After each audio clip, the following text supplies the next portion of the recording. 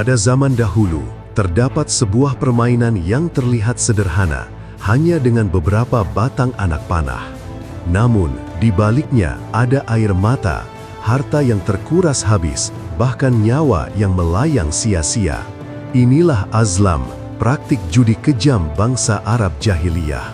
Dan dari sinilah kita akan menyelami salah satu sisi tergelap peradaban sebelum datangnya cahaya Islam. Setiap kali panah-panah itu diundi, bukan hanya nasib yang dipertaruhkan, melainkan juga kehormatan, harta, dan masa depan keluarga. Inilah bukti bahwa judi bukan sekadar permainan, tapi jebakan kejam yang menghancurkan jiwa dan masyarakat.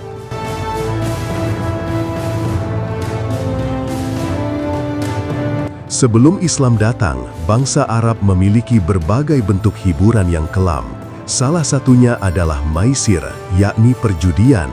Maisir berasal dari kata yusr, mudah, karena para penjudi ingin mendapatkan harta dengan cara mudah tanpa kerja keras. Namun, bentuk paling terkenal sekaligus paling kejam adalah azlam, yaitu undian dengan anak panah. Allah Subhanahu wa Ta'ala menyebutkan praktik ini secara jelas dalam Al-Quran.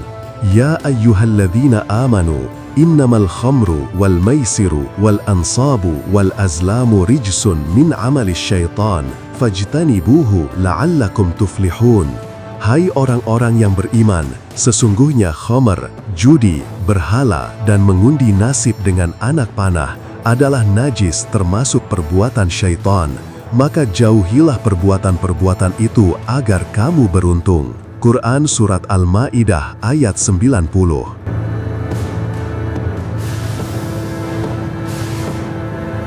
Permainan ini dilakukan dengan 10 batang anak panah khusus yang dimasukkan ke dalam sebuah wadah. Setiap anak panah memiliki tanda yang berbeda.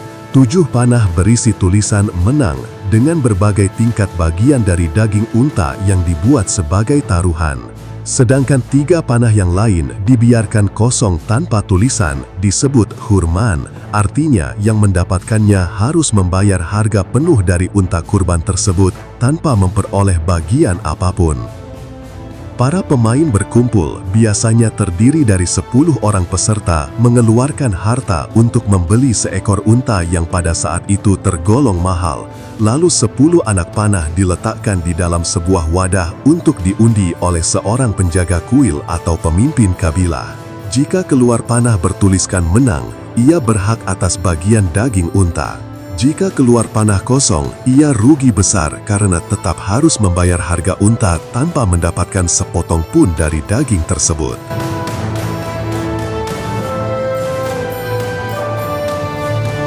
Permainan ini kejam karena merugikan secara sepihak.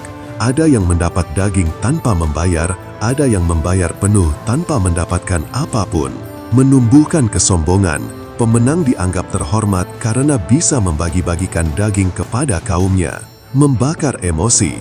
Kekalahan berulang sering memicu endam, perkelahian, bahkan pembunuhan. Sejarawan mencatat banyak keluarga jatuh miskin akibat judi ini. Bahkan ada orang yang mempertaruhkan unta terakhir miliknya demi sekali undian.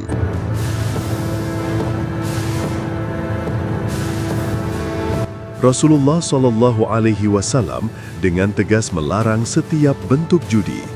Dalam sebuah hadis disebutkan, "Man qala li sahibihi ta'ala uqamirka falyatasaddaq." Barang siapa berkata kepada temannya, "Mari kita berjudi," maka hendaklah ia bersedekah. Hadis riwayat Bukhari dan Muslim. Hadis ini menunjukkan betapa seriusnya larangan berjudi, bahkan hanya sekedar mengajak dengan ucapan pun sudah dihitung berdosa.